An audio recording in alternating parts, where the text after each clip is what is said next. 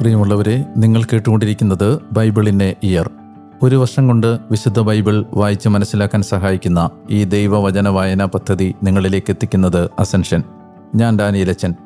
വചന വായനയിലൂടെ ദൈവസ്വരം കേൾക്കാനും ദൈവത്തിൻ്റെ കണ്ണുകളിലൂടെ നമ്മുടെ ജീവിതത്തെ നോക്കിക്കാണാനും ബൈബിളിലൂടെ മനോഹരമായ ഒരു യാത്രയ്ക്ക് നിങ്ങളെ ഞാൻ ക്ഷണിക്കുകയാണ്. വിശുദ്ധ വേദപുസ്തകത്തിലെ 73 ഗ്രന്ഥങ്ങളിലായി പരന്നു കിടക്കുന്ന മനുഷ്യരക്ഷയുടെ മഹാസംഭവം ഒറ്റ പ്രമേയമായി വായിക്കുന്നതിന് the great adventure Bible timeline എന്ന വായനാ സഹായി നമ്മൾ ഉപയോഗിക്കുന്നു. നിങ്ങൾക്ക് ഈ റീഡിംഗ് പ്ലാൻ ആവശ്യമുണ്ടെങ്കിൽ biyindia.com/malayalam എന്ന ലിങ്കിൽ അത് ലഭ്യമാണ്. ഇന്ന് 261 ദിവസം. ഇന്ന് വായിക്കുന്ന വചനഭാഗങ്ങൾ വിശുദ്ധ മത്തായിയുടെ സുവിശേഷം അധ്യായങ്ങൾ 11, 12, 13, സുഭാഷിതങ്ങൾ അധ്യായം 19 വാക്യങ്ങൾ 5 മുതൽ 8 വരെ. വചനം നമുക്ക് വായിക്കാം. നാം വചനം വായിക്കുമ്പോൾ വചനം നമ്മെയും വായിക്കുകയാണ്. മത്തായി അധ്യായം 11. സ്നാപകന്റെ ശിഷ്യന്മാർ. അങ്ങനെ യേശു തൻ്റെ 12 ശിഷ്യന്മാർക്ക് പ്രബോധനങ്ങൾ നൽകുന്നത് അവസാനിപ്പിച്ച് അവരുടെ പട്ടണങ്ങളിൽ പഠിപ്പിക്കാനും പ്രസംഗിക്കാനുമായി അവിടെ നിന്ന് പുറപ്പെട്ടു. യോഹന്നാൻ കാരാഗൃഹത്തിൽ വെച്ച് ക്രിസ്തുവിൻ്റെ പ്രവർത്തനങ്ങളെക്കുറിച്ച് കേട്ടപ്പോൾ അവൻ്റെ ശിഷ്യന്മാരെ അയച്ച് അവനോട് ചോദിച്ചു, വരാനിരിക്കുന്നവൻ നീ തന്നെയോ അതോ ഞങ്ങൾ മറ്റൊരുവനെ പ്രതീക്ഷിക്കണമോ? യേശു പറഞ്ഞു, നിങ്ങൾ കേൾക്കുന്നതും കാണുന്നതും പോയി യോഹന്നാനെ അറിയിക്കുക. അന്ധർ കാണുകയും മുടന്തർ നടക്കുകയും ചെയ്യുന്നു, കുഷ്ഠരോഗികൾ ശുദ്ധരാക്കപ്പെടുകയും ബധിരർ കേൾക്കുകയും ചെയ്യുന്നു, മരിച്ചവർ ഉത്ഥിതരാവുകയും ദരിദ്രരോട് സദ്വാർത്ത അറിയിക്കപ്പെടുകയും ചെയ്യുന്നു. എന്നാൽ എന്നിൽ ഇടർച്ച ഉണ്ടാകാത്തവൻ അനുഗ്രഹീതൻ. സ്നാപകനെക്കുറിച്ച് സാക്ഷ്യം. അവർ പോയ ശേഷം യേശു ജനക്കൂട്ടത്തോട് യോഹന്നാനെക്കുറിച്ച് സംസാരിക്കാൻ തുടങ്ങി. എന്ത് കാണാനാണ് നിങ്ങൾ മരുഭൂമിയിലേക്ക് പോയത്? കാറ്റിൽ ഉലയുന്ന ഞാങ്ങണയോ? അല്ലെങ്കിൽ എന്ത് കാണാനാണ് നിങ്ങൾ പോയത്? മൃദുല വസ്ത്രങ്ങൾ ധരിച്ച മനുഷ്യനെയോ? മൃദുല വസ്ത്രങ്ങൾ ധരിക്കുന്നവർ രാജമന്ദിരങ്ങളിലാണുള്ളത്. അല്ലെങ്കിൽ എന്ത് കാണാനാണ് നിങ്ങൾ പോയത്? പ്രവാചകനെയോ? അതെ, ഞാൻ നിങ്ങളോട് പറയുന്നു, പ്രവാചകനേക്കാൾ വലിയവനെ. ഇവനെപ്പറ്റിയാണ് ഇങ്ങനെ എഴുതിയിരിക്കുന്നത്, ഇതാ നിനക്ക് മുമ്പിൽ എൻ്റെ ദൂതനെ ഞാൻ അയക്കുന്നു, അവൻ നിന്റെ മുമ്പിൽ നിനക്ക് വഴിയൊരുക്കും. സത്യമായി ഞാൻ നിങ്ങളോട് പറയുന്നു, സ്ത്രീകളിൽ നിന്ന് ജനിച്ചവരിൽ സ്നാപക യോഹന്നാനേക്കാൾ വലിയവൻ ഉണ്ടായിട്ടില്ല. എങ്കിലും സ്വർഗരാജ്യത്തിലെ ഏറ്റവും ചെറിയവൻ അവനേക്കാൾ വലിയവനാണ്. സ്നാപക യോഹന്നാൻ്റെ നാളുകൾ മുതൽ ഇന്നുവരെ സ്വർഗരാജ്യം ബലപ്രയോഗത്തിന് വിധേയമായിരിക്കുന്നു. ബലവാന്മാർ അത് കവർന്നെടുക്കുന്നു. എന്തെന്നാൽ യോഹന്നാൻ വരെ സകല പ്രവാചകന്മാരും നിയമവും പ്രവചിച്ചു. നിങ്ങൾക്ക് സ്വീകരിക്കാൻ മനസ്സുണ്ടെങ്കിൽ ഇവനാണ് വരാനിരിക്കുന്ന എലിയ. ചെവിയുള്ളവൻ കേൾക്കട്ടെ. എന്നാൽ ഈ തലമുറയെ എന്തിനോടാണ് ഞാൻ ഉപമിക്കേണ്ടത്? അത് ചന്തസ്ഥലത്തിരുന്ന് മറ്റുള്ളവരെ വിളിക്കുന്ന കുട്ടികൾക്ക് സമാനമാണ്. അവർ പറയുന്നു, ഞങ്ങൾ നിങ്ങൾക്ക് വേണ്ടി കുഴലൂതി, എങ്കിലും നിങ്ങൾ നൃത്തം ചെയ്തില്ല. ഞങ്ങൾ വിലാപഗാനം ആലപിച്ചു, എങ്കിലും നിങ്ങൾ വിലപിച്ചില്ല. യോഹന്നാൻ ഭക്ഷിക്കാത്തവനും പാനം ചെയ്യാത്തവനുമായി വന്നു. അപ്പോൾ അവർ പറയുന്നു, അവൻ പിശാച് ബാധിതനാണ്. മനുഷ്യപുത്രൻ ഭക്ഷിക്കുന്നവനും പാനം ചെയ്യുന്നവനുമായി വന്നു. അപ്പോൾ അവർ പറയുന്നു, ഇതാ ഭോജനപ്രിയനും വീഞ്ഞുകുടിയനും ചുങ്കക്കാരുടെയും പാപികളുടെയും സ്നേഹിതനുമായ മനുഷ്യൻ. എങ്കിലും ജ്ഞാനം അതിൻ്റെ പ്രവൃത്തികളാൽ നീതിമൽക്കരിക്കപ്പെട്ടിരിക്കുന്നു. അനുതപിക്കാത്ത നഗരങ്ങൾ. അപ്പോൾ യേശു താൻ ഏറ്റവും കൂടുതൽ അത്ഭുതങ്ങൾ പ്രവർത്തിച്ച നഗരങ്ങൾ മാനസാന്തരപ്പെടാത്തതിനാൽ അവയെ ശാസിക്കാൻ തുടങ്ങി. ഖൊറാസീൻ, നിനക്ക് ദുരിതം! ബെത്സയിദ, നിനക്ക് ദുരിതം! നിന്നിൽ നടന്ന അത്ഭുതങ്ങൾ ടൈറിലും സീദോനിലും നടന്നിരുന്നെങ്കിൽ അവ എത്ര പണ്ടേ ചാക്കുടുത്ത് ചാരം പൂശി അനുതപിക്കുമായിരുന്നു. എന്നാൽ ഞാൻ നിങ്ങളോട് പറയുന്നു, വിധി ദിനത്തിൽ ടൈറിൻ്റെയും സീദോൻ്റെയും അവസ്ഥ നിങ്ങളുടേതിനേക്കാൾ സഹനീയമായിരിക്കും. കഫർനാമേ, നീ സ്വർഗം വരെ ഉയർത്തപ്പെടുമെന്നോ? പാതാളം വരെ നീ താഴ്ത്തപ്പെടും. നിന്നിൽ സംഭവിച്ച അത്ഭുതങ്ങൾ സോദോമിൽ നടന്നിരുന്നെങ്കിൽ അതിന്നും നിലനിൽക്കുമായിരുന്നു. എന്നാൽ ഞാൻ നിന്നോട് പറയുന്നു, വിധി ദിനത്തിൽ സോദോം ദേശത്തിൻ്റെ അവസ്ഥ നിന്റേതിനേക്കാൾ സഹനീയമായിരിക്കും. ക്ലേശിതർക്ക് ആശ്രയം. ആ സമയത്ത് യേശു പറഞ്ഞു, സ്വർഗത്തിൻ്റെയും ഭൂമിയുടെയും നാഥനായ പിതാവേ, നീ ഈ കാര്യങ്ങൾ ബുദ്ധിമാന്മാരിലും വിവേകികളിൽ നിന്ന് മറച്ച് ശിശുക്കൾക്ക് വെളിപ്പെടുത്തിയതിനാൽ ഞാൻ നിന്നെ സ്തുതിക്കുന്നു. അതേ പിതാവേ, ഇപ്രകാരമായിരുന്നു അവിടുത്തെ തിരുവുള്ളം. സർവവും എൻ്റെ പിതാവ് എന്നെ ഭരമേൽപ്പിച്ചിരിക്കുന്നു. പിതാവല്ലാതെ മറ്റാരും പുത്രനെ അറിയുന്നില്ല. പുത്രൻ ആർക്ക് വെളിപ്പെടുത്തി കൊടുക്കാൻ മനസ്സാകുന്നുവോ അവനുമല്ലാതെ മറ്റാരും പിതാവിനെയും അറിയുന്നില്ല. അധ്വാനിക്കുന്നവരും ഭാരം വഹിക്കുന്നവരുമായ നിങ്ങളെല്ലാവരും എൻ്റെ അടുക്കൽ വരുവിൻ, ഞാൻ നിങ്ങൾക്ക് വിശ്രമം നൽകാം. എൻ്റെ നുകം വഹിക്കുകയും എന്നിൽ നിന്ന് പഠിക്കുകയും ചെയ്യുവിൻ. എന്തെന്നാൽ ഞാൻ ശാന്തശീലനും വിനീത ഹൃദയനുമാണ്. അങ്ങനെ നിങ്ങളുടെ ആത്മാക്കൾക്ക് നിങ്ങൾ വിശ്രമം കണ്ടെത്തും. കാരണം എൻ്റെ നുകം മൃദുവും ഭാരം ലഘുവുമാകുന്നു. മത്തായി അധ്യായം 12. സാബത്തിനെക്കുറിച്ച് വിവാദം. അക്കാലത്ത് ഒരു സാബത്തിൽ യേശു ഗോതമ്പ് വയലിലൂടെ കടന്നു പോവുകയായിരുന്നു. അപ്പോൾ അവൻ്റെ ശിഷ്യന്മാർക്ക് വിശന്നു. അവർ കതിരുകൾ പറിച്ചു തിന്നാൻ തുടങ്ങി. പരിസേയർ ഇത് കണ്ട് അവനോട് പറഞ്ഞു, നോക്കൂ, നിന്റെ ശിഷ്യന്മാർ സാബത്തിൽ നിഷിദ്ധമായത് ചെയ്യുന്നു. അവൻ പറഞ്ഞു, വിശന്നപ്പോൾ ദാവീദും അനുചരന്മാരും എന്താണ് ചെയ്തതെന്ന് നിങ്ങൾ വായിച്ചിട്ടില്ലേ? അവൻ ദൈവഭവനത്തിൽ പ്രവേശിച്ച് പുരോഹിതന്മാർക്കല്ലാതെ തനിക്കോ സഹചരന്മാർക്കോ ഭക്ഷിക്കാൻ അനുവാദമില്ലാത്ത കാഴ്ചയപ്പം ഭക്ഷിച്ചതെങ്ങനെ?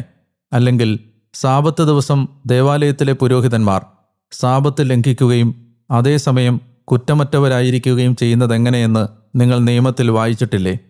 എന്നാൽ ഞാൻ നിങ്ങളോട് പറയുന്നു, ദേവാലയത്തെക്കാൾ ശ്രേഷ്ഠമായത് ഇവിടെയുണ്ട്.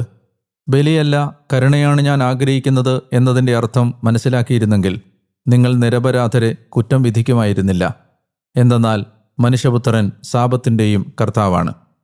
സാബത്തിൽ രോഗശാന്തി നൽകുന്നു. അനന്തരം യേശു അവിടെ നിന്ന് യാത്ര തിരിച്ച് അവരുടെ സിനഗോഗിലെത്തി.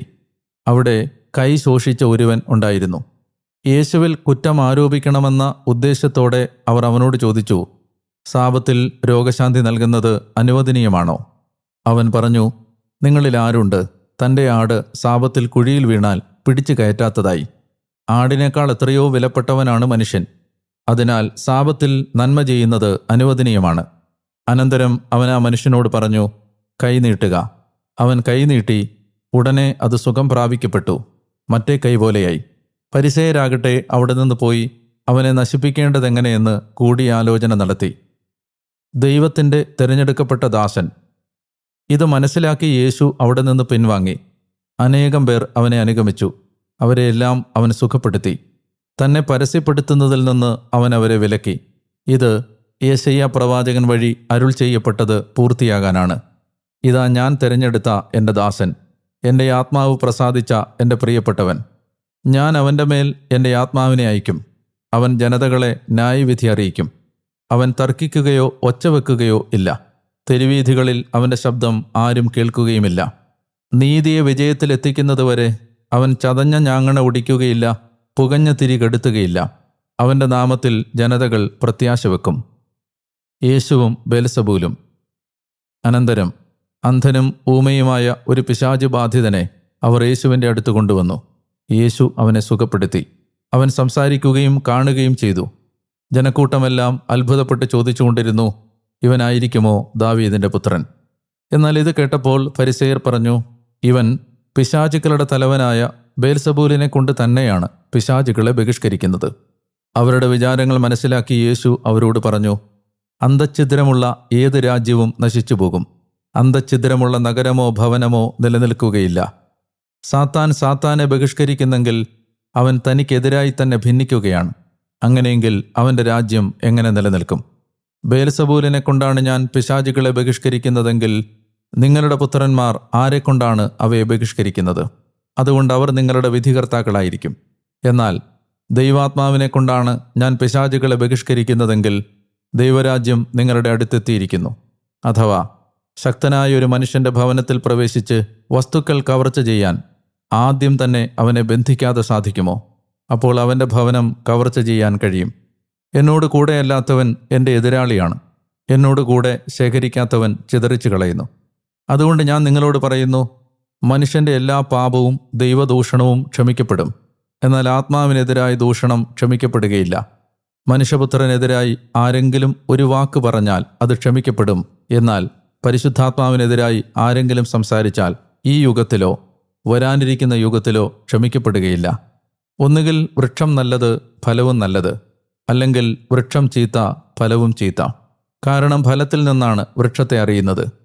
അണലി സന്തതികളെ, ദുഷ്ടരായിരിക്കെ നല്ല കാര്യങ്ങൾ പറയാൻ നിങ്ങൾക്കെങ്ങനെ കഴിയും? ഹൃദയത്തിൻ്റെ നിറവിൽ നിന്നാണല്ലോ അധരം സംസാരിക്കുന്നത്. നല്ല മനുഷ്യൻ നന്മയുടെ ശേഖരത്തിൽ നിന്ന് നന്മ പുറപ്പെടുവിക്കുന്നു, ദുഷ്ടനാകട്ടെ തിന്മയുടെ ശേഖരത്തിൽ നിന്ന് തിന്മ പുറപ്പെടുവിക്കുന്നു. ഞാൻ നിങ്ങളോട് പറയുന്നു, മനുഷ്യർ പറയുന്ന ഓരോ വ്യർത്ഥവാക്കിനും വിധി ദിവസം കണക്ക് കൊടുക്കേണ്ടി വരും. കാരണം നിന്റെ വാക്കുകളാൽ നീ നീതിമൽക്കരിക്കപ്പെടും, നിന്റെ വാക്കുകളാൽ തന്നെ നീ കുറ്റം വിധിക്കപ്പെടുകയും ചെയ്യും. യോനാ പ്രവാചകന്റെ അടയാളം. അപ്പോൾ ചില നിയമജ്ഞരും ഫരിസേയരും അവനോട് പറഞ്ഞു, ഗുരു, നിന്നിൽ നിന്ന് ഒരടയാളം കാണാൻ ഞങ്ങൾ ആഗ്രഹിക്കുന്നു. അവൻ മറുപടി പറഞ്ഞു, ദുഷിച്ചതും അവിശ്വസ്തവുമായ തലമുറ അടയാളം അന്വേഷിക്കുന്നു. യോനാ പ്രവാചകന്റെ അടയാളമല്ലാതെ മറ്റൊരടയാളവും അതിന് നൽകപ്പെടുകയില്ല. യോനാ 3 രാവും 3 പകലും തിമിംഗലത്തിന്റെ ഉദരത്തിൽ കിടന്ന പോലെ മനുഷ്യപുത്രനും 3 രാവും 3 പകലും ഭൂമിക്കുള്ളിലായിരിക്കും. നിനിവേ നിവാസികൾ വിധി ദിവസം ഈ തലമുറയോടൊത്ത് എഴുന്നേറ്റ് ഇതിനെ കുറ്റം വിധിക്കും. എന്തെന്നാൽ യോനായുടെ പ്രസംഗം കേട്ട് അവർ അനുതപിച്ചു.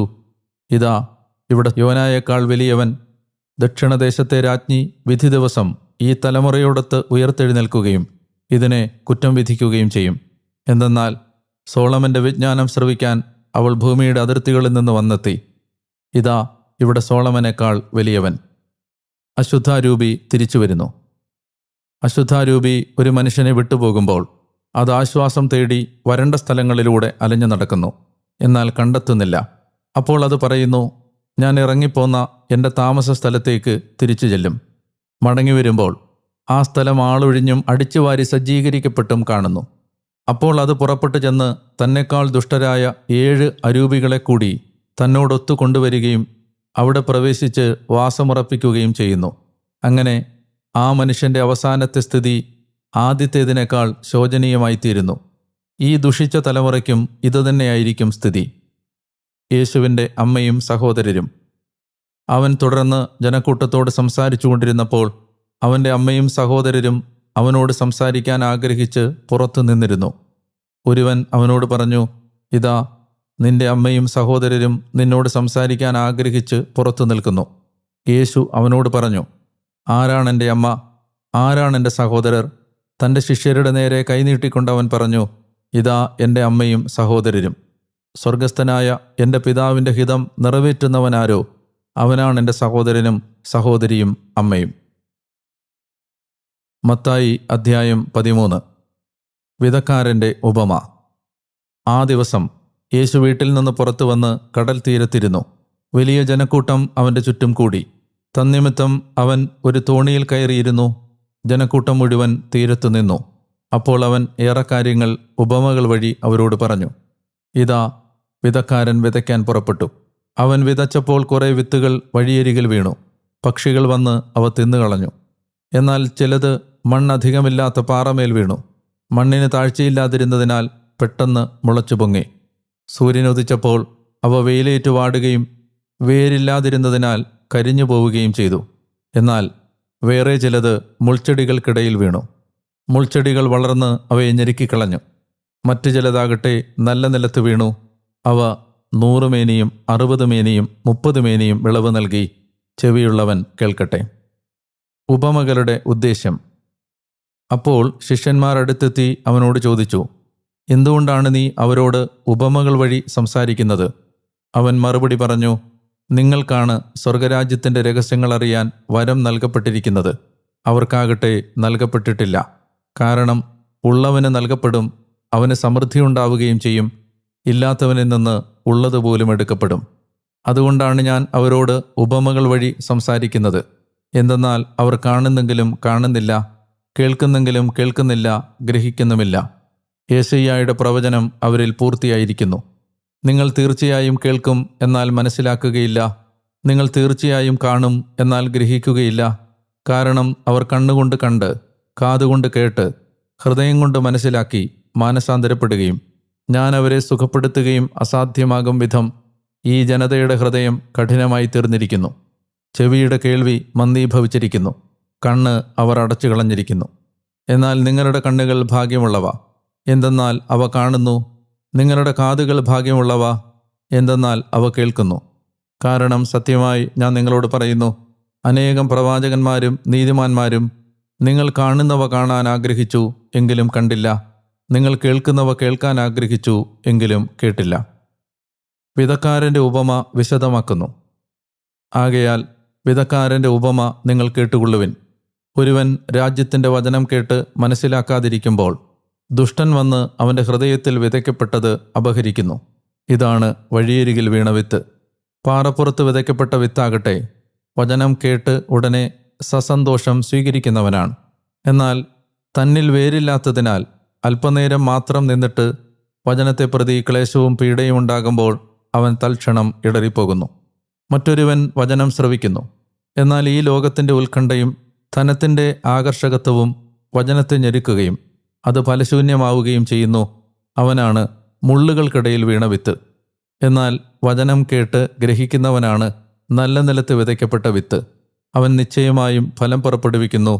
ചിലപ്പോൾ 100 മേനിയും 60 മേനിയും മറ്റു ചിലപ്പോൾ 30 മേനിയും. കളകളുടെ ഉപമ. അവൻ അവരോട് മറ്റൊരു ഉപമ പറഞ്ഞു. തൻ്റെ വയലിൽ നല്ല വിത്ത് വിതയ്ക്കുന്ന മനുഷ്യനോട് സ്വർഗരാജ്യത്തെ ഉപമിക്കാം. ആളുകൾ ഉറക്കമായപ്പോൾ അവൻ്റെ ശത്രു വന്ന് ഗോതമ്പിനിടയിൽ കള വിതച്ചിട്ട് കടന്നു കളഞ്ഞു. ചെടികൾ വളർന്ന് കതിരായപ്പോൾ കളകളും പ്രത്യക്ഷപ്പെട്ടു. വേലക്കാർ ചെന്ന് വീട്ടുടമസ്ഥനോട് ചോദിച്ചു, യജമാനനെ, നീ വയലിൽ നല്ല വിത്തല്ലേ വിതച്ചത്? പിന്നെ കളകളുണ്ടായത് എവിടെ നിന്ന്? അവൻ പറഞ്ഞു, ശത്രുവായ ഒരു മനുഷ്യനാണ് ഇത് ചെയ്തത്. വേലക്കാർ ചോദിച്ചു, അതിനാൽ ഞങ്ങൾ പോയി കളകൾ പറിച്ചു കൂട്ടണമെന്ന് നീ ആഗ്രഹിക്കുന്നുവോ? അവൻ പറഞ്ഞു, ഇല്ല. കളകൾ പറിച്ചെടുക്കുമ്പോൾ അവയോടൊപ്പം ഗോതമ്പ് ചെടികളും നിങ്ങൾ പിഴുതു കളഞ്ഞെന്ന് വരും. കൊയ്ത്തുവരെ അവ ഒരുമിച്ച് വളരാൻ അനുവദിക്കുക. കൊയ്ത്തുകാലത്ത് ഞാൻ കൊയ്ത്തുകാരോട് പറയും, ആദ്യമേ കളകൾ ശേഖരിച്ച് തീയിൽ ചുട്ടുകളയാൻ അവ കെട്ടുകളാക്കി വെക്കുവിൻ. ഗോതമ്പിൻ്റെ ധാന്യപ്പുരയിൽ ശേഖരിക്കുവിൻ. കടുകുമണിയുടെയും പുളിമാവിൻ്റെയും ഉപമ. അവൻ അവരോട് വേറൊരു ഉപമ പറഞ്ഞു. സ്വർഗരാജ്യം ഒരുവൻ വയലിൽ പാകിയ കടുകുമണിക്ക് സദൃശ്യം. അതെല്ലാ വിത്തിനെയുംകാൾ ചെറുതാണ്. എന്നാൽ വളർന്നു കഴിയുമ്പോൾ അത് മറ്റ് ചെടികളെക്കാൾ വലുതായി ആകാശപ്പറവകൾ വന്ന് അതിൻ്റെ ശിഖരങ്ങളിൽ ചേക്കേറാൻ തക്ക വിധം മരമായിത്തീരുന്നു. മറ്റൊരു ഉപമ അവൻ അവരോട് അരുൾ ചെയ്തു. 3 അളവ് മാവിൽ അത് പുളിക്കുവോളം ഒരു സ്ത്രീ ചേർത്ത പുളിമാവിന് സദൃശ്യമാണ് സ്വർഗരാജ്യം. ഇവയെല്ലാം ഉപമകൾ വഴിയാണ് യേശു ജനക്കൂട്ടത്തോട് പറഞ്ഞത്. ഉപമകളിലൂടെ അല്ലാതെ അവൻ ഒന്നും അവരോട് പറഞ്ഞിരുന്നില്ല. ഞാൻ ഉപമകൾ വഴി സംസാരിക്കും. ലോകസ്ഥാപനം മുതൽ നിഗൂഢമായിരുന്നവ ഞാൻ വെളിപ്പെടുത്തുമെന്ന് പ്രവാചകനിലൂടെ പറയപ്പെട്ടത് പൂർത്തിയാകാനായിരുന്നു ഇത്. കളകളുടെ ഉപമ വിശദീകരണം. പിന്നീട് അവൻ ജനക്കൂട്ടത്തെ പറഞ്ഞയച്ചിട്ട് വീട്ടിലേക്ക് വന്നു. ശിഷ്യന്മാർ അവൻ്റെ അടുത്ത് വന്ന് പറഞ്ഞു, വയലിലെ കളകൾ സംബന്ധിക്കുന്ന ഉപമ ഞങ്ങൾക്ക് വിശദീകരിച്ച് തന്നാലും. അവൻ മറുപടി പറഞ്ഞു, നല്ല വിത്ത് വിതയ്ക്കുന്നവൻ മനുഷ്യപുത്രനാണ്, വയൽ ലോകവും. നല്ല വിത്ത് രാജ്യത്തിൻ്റെ പുത്രന്മാരും കളകൾ ദുഷ്ടൻ്റെ പുത്രന്മാരുമാണ്. അവ വിതച്ച ശത്രു പിശാചാണ്. കൊയ്ത്ത് യുഗാന്തമാണ്, കൊയ്ത്തുകാർ ദൈവദൂതന്മാരും. കളകൾ ശേഖരിച്ച് അഗ്നിക്കിരയാക്കുന്നതെങ്ങനെയോ അങ്ങനെ തന്നെയായിരിക്കും യുഗാന്തത്തിലും. മനുഷ്യപുത്രൻ തൻ്റെ ദൂതന്മാരെ അയക്കുകയും അവർ അവൻ്റെ രാജ്യത്തു നിന്ന് എല്ലാ പാപഹേതുക്കളെയും അനീതി പ്രവർത്തിക്കുന്നവരെയും ഒരുമിച്ച് കൂട്ടി അഗ്നികുണ്ഠത്തിലേക്ക് എറിയുകയും ചെയ്യും. അവിടെ കരച്ചിലും പല്ലുകടിയുമായിരിക്കും. അപ്പോൾ നീതിമാന്മാർ തങ്ങളുടെ പിതാവിൻ്റെ രാജ്യത്തിൽ സൂര്യനെപ്പോലെ പ്രശോഭിക്കും. ചെവിയുള്ളവൻ കേൾക്കട്ടെ. നിധിയുടെയും രത്നത്തിൻ്റെയും വലയുടെയും ഉപമകൾ. സ്വർഗരാജ്യം വയലിൽ ഒളിഞ്ഞിരിക്കുന്ന നിധിക്ക് തുല്യം. അത് കണ്ടെത്തുന്ന മനുഷ്യൻ അത് മറച്ചുവെക്കുകയും സന്തോഷത്തോടെ പോയി തനിക്കുള്ളതെല്ലാം വിറ്റ് ആ വയൽ വാങ്ങുകയും ചെയ്യുന്നു. വീണ്ടും സ്വർഗരാജ്യം നല്ല രത്നങ്ങൾ തേടുന്ന വ്യാപാരിക്ക് തുല്യം. അവൻ വിലയേറിയ ഒരു രത്നം കണ്ടെത്തുമ്പോൾ പോയി തനിക്കുള്ളതെല്ലാം വിറ്റ് അത് വാങ്ങുന്നു. സ്വർഗരാജ്യം എല്ലാത്തരം മത്സ്യങ്ങളെയും ശേഖരിക്കാൻ കടലിൽ എറിയപ്പെട്ട വലയ്ക്ക് തുല്യം. വല നിറഞ്ഞപ്പോൾ അവർ അത് കരയ്ക്ക് വലിച്ചു കയറ്റി. അവിടെ ഇരുന്ന് നല്ല മത്സ്യങ്ങൾ പാത്രങ്ങളിൽ ശേഖരിക്കുകയും ചീത്ത മത്സ്യങ്ങൾ പുറത്തേക്കെറിയുകയും ചെയ്തു. യുഗാന്തത്തിലും ഇതുപോലെയായിരിക്കും. ദൈവദൂതന്മാർ പുറപ്പെട്ടു ചെന്ന് ദുഷ്ടന്മാരെ നീതിമാന്മാരിൽ നിന്ന് വേർതിരിക്കുകയും അഗ്നികുണ്ഠത്തിലേക്ക് എറിയുകയും ചെയ്യും. അവിടെ കരച്ചിലും പല്ലുകടിയുമായിരിക്കും. നിങ്ങൾ ഇതെല്ലാം ഗ്രഹിച്ചുവോ? അവൻ ചോദിച്ചു. ഉവ്വ്, അവർ പറഞ്ഞു. അവൻ അവരോട് പറഞ്ഞു, അതിനാൽ സ്വർഗരാജ്യത്തിൻ്റെ ശിഷ്യനായിത്തീർന്ന ഓരോ നിയമജ്ഞനും തൻ്റെ നിക്ഷേപത്തിൽ നിന്ന് പുതിയതും പഴയതും പുറത്തെടുക്കുന്ന വീട്ടുടമസ്ഥന് തുല്യനാകുന്നു. സ്വന്തം നാട്ടിൽ അവഗണിക്കപ്പെടുന്നു. അങ്ങനെ യേശു ഈ ഉപമകൾ അവസാനിപ്പിച്ചപ്പോൾ അവിടെ നിന്ന് പുറപ്പെട്ട് സ്വദേശത്ത് വന്ന് അവരുടെ സിനഗോഗിൽ പഠിപ്പിച്ചു. അവർ വിസ്മയഭരിതരായി ചോദിച്ചു, ഇവൻ ഈ ജ്ഞാനവും ശക്തിയും എവിടെ നിന്ന്? ഇവൻ ആ തച്ചൻ്റെ മകനല്ലേ? ഇവൻ്റെ അമ്മ മറിയമെന്ന് വിളിക്കപ്പെടുന്നവളല്ലേ? യാക്കോബ്, ജോസഫ്, ശിമയോൻ, യൂദാസ് എന്നിവരല്ലേ ഇവൻ്റെ സഹോദരന്മാർ? ഇവൻ്റെ സഹോദരിമാരെല്ലാം നമ്മുടെ കൂട്ടത്തിലുണ്ടല്ലോ. പിന്നെ ഇവന് ഇതെല്ലാം എവിടെ നിന്ന്? അവർക്ക് അവനിൽ ഇടർച്ചയുണ്ടായി. യേശു അവരോട് പറഞ്ഞു, പ്രവാചകൻ സ്വദേശത്തും സ്വഭവനത്തിലുമല്ലാതെ മറ്റെങ്ങും അവമതിക്കപ്പെടുന്നില്ല. അവരുടെ അവിശ്വാസം നിമിത്തം അവൻ അവിടെ കൂടുതൽ അത്ഭുതങ്ങൾ പ്രവർത്തിച്ചില്ല. സുഭാഷിതങ്ങൾ അധ്യായം 19, വാക്യങ്ങൾ 5 മുതൽ 8 വരെ. കള്ളത്തരങ്ങളുടെ സാക്ഷി കുറ്റവിമുക്തനാക്കപ്പെടുകയില്ല. നുണകൾ വമ്മിപ്പിക്കുന്നവൻ രക്ഷപ്പെടുകയില്ല. അനേകർ ഉദാരമതിയുടെ മുഖം പ്രീണിപ്പിക്കുന്നു. പാരിതോഷികക്കാരന് ഓരോരുത്തനും സ്നേഹിതനാണ്. ദരിദ്രൻ്റെ സഹോദരരെല്ലാം അവനെ വെറുക്കുന്നു. അപ്പോൾ പിന്നെ അവൻ്റെ സ്നേഹിതഗണം അവനിൽ നിന്ന് അകലുമല്ലോ. ഇല്ലാത്ത വാഗ്ദാനങ്ങളാണ് അവൻ പിന്തുടരുന്നത്. സാമാന്യ ബുദ്ധി നേടുന്നവൻ തൻ്റെ ജീവനെ സ്നേഹിക്കുന്നവനാണ്. നന്മ കണ്ടെത്താനായി വിവേകം കാത്തുസൂക്ഷിക്കുന്നവൻ. നല്ല കർത്താവെ, ഞാൻ അങ്ങയെ ആരാധിക്കുന്നു. 261 ദിവസത്തിലേക്ക് വചനവായന എത്തുമ്പോൾ അവിടുന്ന് ഞങ്ങളുടെ മേൽ വർഷിച്ച അനന്തമായ കാരുണ്യത്തിന് നന്ദിയും സ്തുതിയും ആരാധനയും സമർപ്പിക്കുന്നു. കർത്താവായ ദൈവമേ, ദൈവരാജ്യത്തിൻ്റെ ഉപമകളും ദൈവരാജ്യത്തിൻ്റെ ശക്തിയും ദൈവരാജ്യം എന്താണ് ഞങ്ങളിൽ നിന്ന് പ്രതീക്ഷിക്കുന്നത് എന്ന ദൈവരാജ്യത്തിൻ്റെ നീതിയും അങ്ങ് ഞങ്ങൾക്ക് വെളിപ്പെടുത്തി. യേശുവിൻ്റെ കുരിശിലെ ബലിയുടെ യോഗ്യതയാൽ യേശുവിൽ വിശ്വസിക്കുന്ന ഞങ്ങളെ ദൈവരാജ്യത്തിൻ്റെ അംഗങ്ങളാക്കി മാറ്റി. കർത്താവേ, അങ്ങയുടെ രാജ്യം വരണമേ എന്ന് ഞങ്ങളെ പഠിപ്പിച്ചു. പ്രാർത്ഥിക്കാൻ ഞങ്ങളെ അങ്ങനെ അവിടുന്ന് പഠിപ്പിച്ചു. അങ്ങയുടെ ഇഷ്ടം നിറവേറ്റുന്ന ആ വ്യവസ്ഥിതിയാണ് ദൈവരാജ്യമെന്ന് അങ്ങ് ഞങ്ങളെ ഓർമ്മിപ്പിച്ചു തന്നു. കർത്താവെ, അങ്ങ് ഞങ്ങൾക്ക് പറഞ്ഞു തരുന്ന ഓരോ പാഠങ്ങളെയും പ്രതി ഞങ്ങൾ അങ്ങേക്ക് നന്ദി പറയുന്നു. ദൈവമായ കർത്താവെ, എന്നും അങ്ങയുടെ സ്വരം കേട്ട് വിശ്വസ്തയോടെ അങ്ങയുടെ ഹൃദയത്തോട് ചേർന്ന് ജീവിക്കാൻ ആവശ്യമായ സകല കൃപകളും അങ്ങ് ഞങ്ങളുടെ ഓരോരുത്തരുടെയും മേൽ വർഷിക്കണമേ. ഞങ്ങളുടെ ജീവിതത്തിൻ്റെ പ്രാരാബ്ധങ്ങളിലും ദുഃഖങ്ങളിലും രോഗങ്ങളിലും തകർച്ചയിലും വേദനയിലും ഒറ്റപ്പെടലിലും കർത്താവേ, ഞങ്ങളോട് കൂടെ വചനമായി വചനത്തിൻ്റെ ആശ്വാസമായി അങ്ങ് ഉണ്ടാകണമേ എന്ന് പ്രാർത്ഥിക്കുന്നു. യേശുവിൻ്റെ നാമത്തിൽ ഞങ്ങളുടെ പ്രാർത്ഥന കേൾക്കണമേ. ആമേൻ. പ്രിയപ്പെട്ടവരെ, 261 ദിവസം. ഇന്ന് മത്തായി 11, 12, 13 വായിക്കുമ്പോൾ 2 കാര്യങ്ങളെ വ്യക്തമായി തരംതിരിച്ച് മനസ്സിലാക്കണം. ഒന്ന്, 11, 12 അധ്യായങ്ങൾ വിവരിക്കുന്നത് എന്താണ്? അതുപോലെ 13 അധ്യായം വിവരിക്കുന്നത് എന്താണ്? മത്തായിയുടെ സുവിശേഷം വായിക്കുമ്പോൾ എപ്പോഴും ഓർത്തിരിക്കണം, ഇത് ദൈവരാജ്യത്തിൻ്റെ സുവിശേഷമാണ്. ഇതിൻ്റെ പ്രതിപാദന വിഷയം ദൈവരാജ്യമാണ്. അപ്പോൾ നമ്മൾ ഇതുവരെ കണ്ടത് ഈശോ മാനസാന്തരപ്പെട്ട് ദൈവരാജ്യത്തിൽ വിശ്വസിക്കാൻ, അനുദപിച്ച് സുവിശേഷത്തിൽ വിശ്വസിക്കാൻ ദൈവരാജ്യം സമീപിച്ചിരിക്കുന്നുവെന്ന് ആഹ്വാനം ചെയ്തു. പിന്നീട് ഈശോ ദൈവരാജ്യത്തിൻ്റെ നിയമവ്യവസ്ഥ വെളിപ്പെടുത്തി. പിന്നീട് ദൈവരാജ്യത്തിൽ പ്രവേശിക്കാൻ സമ്പൂർണമായ ദൈവാശ്രയം വേണം എന്ന് പഠിപ്പിച്ചു. പിന്നെ യേശു ദൈവരാജ്യത്തിൻ്റെ ശക്തി വെളിപ്പെടുത്തി. ഇപ്പോൾ നമ്മൾ വായിക്കുന്നത് ദൈവരാജ്യത്തിന് എതിരായി നിൽക്കുന്ന ചില തെറ്റായ ധാരണകളെ കർത്താവ് തിരുത്തുകയാണ്. 11, 12 അധ്യായങ്ങളിൽ നമ്മൾ കാണുന്നത് ചില തിന്മകളെ, ദൈവരാജ്യത്തിനെതിരെ നിൽക്കുന്ന തിന്മകളെ കർത്താവ് തിരുത്തുന്നതാണ്. ഇതിനടിസ്ഥാനമായിട്ട് വായിച്ചെടുക്കേണ്ട ഒരു പ്രധാനപ്പെട്ട വായനയാണ് കർത്താവ് പിശാചിനെ പുറത്താക്കുന്ന, അന്ധനും ഊമയുമായ പിശാച് ബാധിതനിൽ നിന്ന് പിശാചിനെ പുറത്താക്കുന്ന സമയത്ത് കർത്താവ് പറയുന്നത് സാത്താനും ഒരു രാജ്യമുണ്ട് എന്ന സത്യം. അപ്പോൾ ദൈവരാജ്യത്തെക്കുറിച്ച് ചർച്ച ചെയ്യുമ്പോൾ ആ ദൈവരാജ്യത്തിന് എതിരെ നിൽക്കുന്ന രാജ്യങ്ങളെ നമ്മൾ തിരിച്ചറിയേണ്ടതുണ്ട്. നമ്മൾ 3 തലത്തിലാണ് ഈ രാജ്യങ്ങളെ മനസ്സിലാക്കുന്നത്. 1, ദൈവരാജ്യം. 2, ലോകരാജ്യം. ഈ ലോകവ്യവസ്ഥിതി, അല്ലെങ്കിൽ യോഹന്നാൻ്റെ സുവിശേഷത്തിൽ ലോകം എന്ന് പറയുന്ന ആ സംജ്ഞ കൊണ്ട് ഉദ്ദേശിക്കുന്ന ഈ ലോകത്തിൻ്റെ ചിന്താഗതി, ലോകരാജ്യം. 3ാമത്തേത് ആ പഴയ നിയമ രാജ്യം, അല്ലെങ്കിൽ ഇസ്രായേൽ എന്ന രാജ്യം. ഇങ്ങനെ ഈ 3 തലത്തിൽ വേണം രാജ്യത്തെ മനസ്സിലാക്കാൻ. ഇനി അതുകൂടാതെ ഇതിന് നേരെ ഘടകവിരുദ്ധമായി നിൽക്കുന്ന ആ രാജ്യമാണ് പിശാചിൻ്റെ രാജ്യം അഥവാ സാത്താൻ്റെ രാജ്യം. അപ്പം അങ്ങനെ വരുമ്പോൾ ഒരു 4 കാര്യങ്ങളെ നമ്മൾ മനസ്സിലാക്കുകയാണ്. എന്തൊക്കെയാണത്? 1ാമത്തേത് ദൈവരാജ്യം. ആ ദൈവരാജ്യത്തിനെതിരെ നിൽക്കുന്ന 3 രാജ്യങ്ങൾ. 1, ലോകരാജ്യം. 2 ആ പഴയ നിയമ രാജ്യം അല്ലെങ്കിൽ ഇസ്രായേൽ എന്ന ആ രാജ്യം. 3-ാമത്തേത് സാത്താൻ്റെ രാജ്യം. ലോകരാജ്യം, പഴയ നിയമരാജ്യം, സാത്താൻ്റെ രാജ്യം. അപ്പോൾ ഈശോ ഇവിടെ ചർച്ച ചെയ്യുന്നത് പ്രധാനമായും ലോകരാജ്യത്തിൻ്റെ ചിന്തകൾ, അതുപോലെ സാത്താൻ്റെ രാജ്യത്തിൻ്റെ ചിന്തകൾ, അതുപോലെ തന്നെ പഴയ നിയമ ചിന്താഗതികൾ. ഈ 3 തലങ്ങളെ യേശു നേരിടുകയാണ്. പിശാചിനെ പുറത്താക്കുന്ന സമയത്ത് ബെൽസബൂലിനെ കൊണ്ടാണ് അവൻ പിശാചുകളെ പുറത്താക്കുന്നതെന്ന് പറയുമ്പോൾ കർത്താവ് പറയുകയാണല്ല, ദൈവാത്മാവിനെ കൊണ്ടാണ് ഞാൻ പിശാചുകളെ ബഹിഷ്കരിക്കുന്നത്. അപ്പോഴാണ് ദൈവരാജ്യം നിങ്ങളിൽ വരുന്നത്. ദൈവാത്മാവിനെ കൊണ്ടാണ്.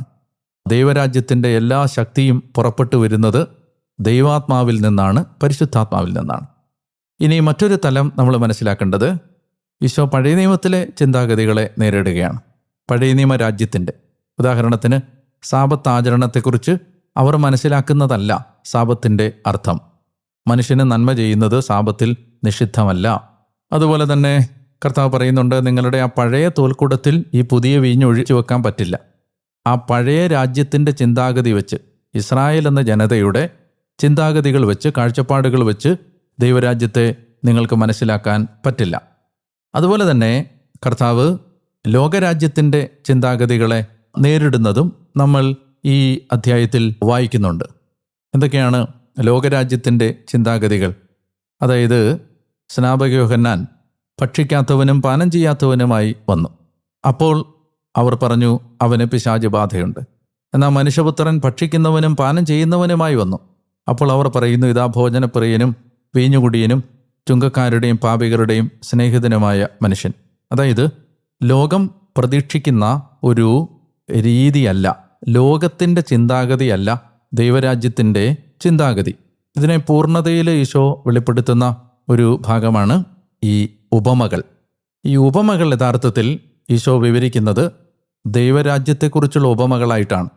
അത് ദൈവരാജ്യത്തിൻ്റെ കാഴ്ചപ്പാടുകൾ എത്രമാത്രം ലോകരാജ്യത്തിൻ്റെയും പഴയ നിയമരാജ്യത്തിൻ്റെയും പൈശാചിക രാജ്യത്തിൻ്റെയും കാഴ്ചപ്പാടുകളിൽ നിന്ന് വിഭിന്നമായിരിക്കുന്നു എന്ന് സൂചിപ്പിക്കാനാണ് 13-ാം അധ്യായത്തിലെ ദൈവരാജ്യത്തെക്കുറിച്ചുള്ള ഉപമകൾ യേശു പറയുന്നത്. ഒരു ചുരുങ്ങിയ ഒരു 5-6 മിനിറ്റ് കൊണ്ട് പറഞ്ഞവസാനിപ്പിക്കാൻ പ്രയാസമുള്ള കാര്യങ്ങളാണ് ഇതെല്ലാം. ദീർഘമായ ഒരു പഠനം മത്തായിയുടെ സുവിശേഷത്തെക്കുറിച്ച് മുൻപ് നമ്മൾ നടത്തിയിട്ടുണ്ട്. ഒരിക്കൽ കൂടി പുതിയ ഒരു കണ്ണിലൂടെ മത്തായിയുടെ സുവിശേഷത്തെ നോക്കിക്കാണാൻ സഹായിക്കുന്ന ഒരു പഠനം തുടർന്ന് പിന്നീട് നടത്താൻ ആഗ്രഹിക്കുന്നുമുണ്ട്. ഏതായാലും ഞാൻ ഈ പറഞ്ഞു തന്ന പാറ്റേണുകൾ, ഫ്രെയിം വർക്കുകൾ വെച്ചിട്ട് ഈ അധ്യായങ്ങൾ ഒരിക്കൽ കൂടി കേൾക്കുകയും വായിക്കുകയും ചെയ്യുക. അതായത് 11-12 അധ്യായങ്ങൾ യേശു ദൈവരാജ്യത്തിനെതിരെ നിൽക്കുന്ന രാജ്യങ്ങളുടെ തെറ്റായ ചിന്താഗതികളെ തിരുത്തുകയാണ്. 13-ാം അധ്യായത്തിൽ ദൈവരാജ്യത്തെക്കുറിച്ചുള്ള ഉപമകൾ പറഞ്ഞ് കുറെ കൂടി ദൈവരാജ്യത്തിൻ്റെ നേച്ചർ, സ്വഭാവം എന്താണെന്ന് വെളിപ്പെടുത്തുകയാണ്. നല്ല ഒരു ദിവസം നിങ്ങൾക്കുണ്ടാകട്ടെ എന്ന് ഞാൻ പ്രാർത്ഥിക്കുന്നു. കർത്താവായ യേശു നിങ്ങളെ അനുഗ്രഹിക്കട്ടെ. സമൃദ്ധമായ അനുഗ്രഹം സ്വീകരിക്കുന്ന ഒരു ദിവസമായി ഇത് മാറട്ടെ എന്നും ഞാൻ നിങ്ങൾക്ക് വേണ്ടി പ്രാർത്ഥിക്കുന്നു. എനിക്ക് വേണ്ടി നിങ്ങൾ ഒത്തിരി പ്രാർത്ഥിക്കണം. ഈ വചന വായന യഥാസമയം പൂർത്തിയാക്കാൻ, ഇതിൻ്റെ റെക്കോർഡിങ്ങുകളൊക്കെ നന്നായിട്ട് നടക്കാൻ, അതുപോലെ തന്നെ ഇതിൻ്റെ പിന്നിൽ അനേകം പേര് ഞാൻ നേരത്തെ ഓർമ്മിപ്പിച്ചിട്ടുണ്ട്. ഒരുപക്ഷെ രാവും പകലുമില്ലാത്ത ഒരധ്വാനം അവരുടെ ജീവിതത്തിൻ്റെ, പ്രത്യേകിച്ച് കുടുംബജീവിതത്തിൻ്റെ ഒക്കെ നടുവിൽ ഒത്തിരി സമർപ്പണം ചെയ്യുന്ന അനേകം പ്രിയപ്പെട്ട സഹോദരി സഹോദരന്മാർ ഈ BIY മലയാളം ടീമിൻ്റെ പിന്നിലുണ്ട്. അവരെല്ലാം നിങ്ങളുടെ പ്രാർത്ഥനകളിൽ ഓർക്കണം. അവർക്ക് വേണ്ടി എല്ലാം പ്രാർത്ഥിക്കണം. നിങ്ങൾക്കറിയാം, തീർച്ചയായിട്ടും നമ്മളൊരു ദൈവിക ശുശ്രൂഷയുമായിട്ട് മുന്നോട്ട് പോകുമ്പോൾ അത് തടസ്സപ്പെടുത്താൻ പൈശാചിക രാജ്യം എല്ലാ വിധത്തിലും പരിശ്രമിക്കും. അത് പല രീതിയിലാണ്. അത് നമ്മൾ ഉപയോഗിക്കുന്ന ഉപകരണങ്ങളെ നശിപ്പിക്കാൻ ശ്രമിച്ചുകൊണ്ടോ, അല്ലെങ്കിൽ ആരോഗ്യ പ്രശ്നങ്ങൾ ഉണ്ടാക്കിക്കൊണ്ടോ, മറ്റേതെങ്കിലുമൊക്കെയുള്ള തടസ്സങ്ങൾ, നനച്ചിരിക്കാത്ത തടസ്സങ്ങൾ കൊണ്ടുവന്നോ ഒക്കെ പൈശാചിക ശക്തികൾ ഈ ഒരു ശുശ്രൂഷയെ തടസ്സപ്പെടുത്താൻ ഇതിനെക്കുറിച്ച് ചിന്തിച്ച നിമിഷം മുതൽ ഈ നിമിഷം വരെയും പരിശ്രമിക്കുന്നുണ്ട്. പക്ഷെ നല്ല കർത്താവ് വലിയ സംരക്ഷണമാണ് നമുക്കൊരുക്കി തരുന്നത്. അവിടുത്തെ രക്തം ശക്തമായിട്ട് നമ്മളെ പൊതിയുന്നുണ്ട്. നിങ്ങൾ ഓരോരുത്തരും ഞങ്ങൾക്കെല്ലാവർക്കും വേണ്ടി എന്നും പ്രാർത്ഥിക്കണം. ഞങ്ങൾ കൂടുതൽ തീക്ഷ്ണതയോടെ ഈ വചനം ലോകത്തിൻ്റെ മുമ്പിൽ വെളിപ്പെടുത്തി കൊടുക്കുന്നതിന് ദൈവം ഞങ്ങളെ ഭരമേൽപ്പിച്ച ഈ ശുശ്രൂഷ ആത്മാർത്ഥമായി ചെയ്യുന്നതിന് ആവശ്യമായ എല്ലാ കൃപകളും ഞങ്ങൾ സ്വീകരിക്കുന്നതിന് നിങ്ങൾ ഞങ്ങൾക്ക് വേണ്ടി പ്രാർത്ഥിക്കണം. ഇത് ഒരു പ്രത്യേക നിയോഗമായി നിങ്ങളുടെ അനുദിന പ്രാർത്ഥനയിൽ വെക്കണം. നിങ്ങളുടെ കുഞ്ഞുങ്ങളോട്, ചെറുപ്പക്കാരോട് ഞങ്ങൾക്ക് വേണ്ടി പ്രാർത്ഥിക്കാൻ പറയണം. അതുവഴി ഒരു ആത്മീയ കൂട്ടായ്മയിൽ ഒരു കുടുംബമായി നമ്മൾ മുന്നോട്ട് പോകുമ്പോൾ വലിയ ദൈവകൃപയുടെ വിതരണം നമുക്കെല്ലാവർക്കും ലഭിക്കും എന്ന് ഏറ്റവും സ്നേഹത്തോടെ ഞാൻ നിങ്ങളെ ഓർമ്മിപ്പിക്കുകയാണ്. ഇനിയും വരുന്ന വർഷങ്ങളിലുമെല്ലാം കൂടുതൽ വചനം ഇപ്രകാരമുള്ള പ്ലാറ്റ്ഫോമുകളിലൂടെ പഠിപ്പിക്കാൻ ആവശ്യമായ ജ്ഞാനവും ശക്തിയും അനുഗ്രഹവുമെല്ലാം ലഭിക്കുന്നതിന് നിങ്ങളുടെ പ്രാർത്ഥനകൾ ഞങ്ങൾ പ്രതീക്ഷിക്കുന്നു. നിങ്ങളെ കേട്ടുകൊണ്ടിരിക്കുന്ന പ്ലാറ്റ്ഫോം സബ്സ്ക്രൈബ് ചെയ്യാനും ഇത് മറ്റുള്ളവർക്ക് പരിചയപ്പെടുത്തി കൊടുക്കാനും മറക്കരുതേ എന്ന് ഒരിക്കൽ കൂടി ഓർമ്മിപ്പിച്ചുകൊണ്ട് നാളെ വീണ്ടും ഈ വചനസ്വരവുമായി നിങ്ങളുടെ അടുത്തേക്ക് എത്തും വരെ മറക്കരുത്. ഞാൻ ഡാനിയലച്ചൻ, ഞാൻ നിങ്ങൾക്ക് വേണ്ടി പ്രാർത്ഥിച്ചുകൊണ്ടേയിരിക്കുന്നു. സ്നേഹിക്കാം, പ്രാർത്ഥിക്കാം, ഈശോയെ പങ്കുവെക്കാം. മഹത്വം യേശുവിന് മാത്രം. സർവശക്തനായ ദൈവം നിങ്ങളെ അനുഗ്രഹിക്കട്ടെ. പിതാവിൻ്റെയും പുത്രൻ്റെയും പരിശുദ്ധാത്മാവിൻ്റെയും നാമത്തിൽ ആമേൻ.